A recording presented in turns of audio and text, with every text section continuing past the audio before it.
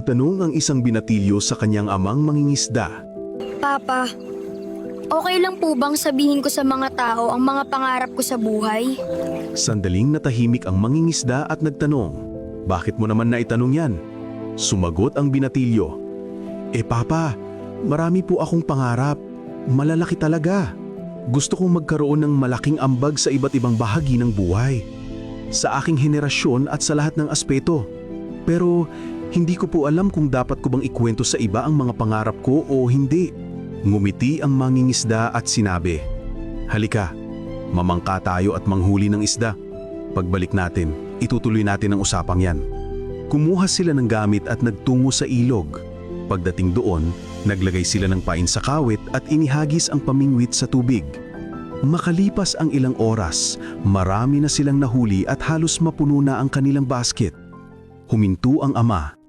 Itinuro ang basket at sinabi, "Tingnan mo ang mga isdang yan."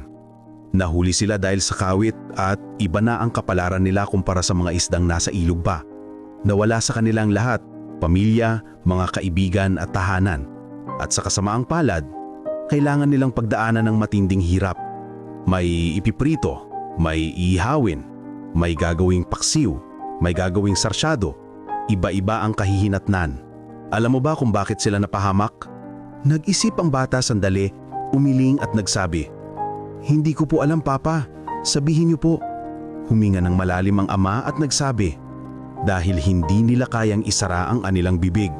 Sabi nga, ang isdang nakapikit ang bibig ay hindi nahuhuli. Hindi sila nagiging biktima. Tinapik niya sa balikat ang anak at nagpatuloy, "Anak, ganyan din sa totoong buhay. Maraming tao ang nabigo at nawala ang lahat ng pinaghirapan nila dahil masyado silang madaldal tungkol sa mga plano at pangarap nila. Isa sa pinakamahalagang dahilan kung bakit dapat mong bantayan ang iyong sarili at manahimik tungkol sa mga proyekto mo ay dahil maraming tao ang ayaw kang makitang umangat. May mga taong handa nilang sirain ang gagawin mo dahil naiinggit sila. Huwag mong ibalita ang mga pangarap mo hanggat hindi pa natatapos.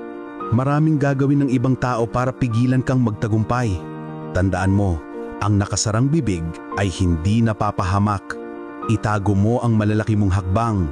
Gumalaw ng tahimik, kumilos at gulatin mo sila sa resulta.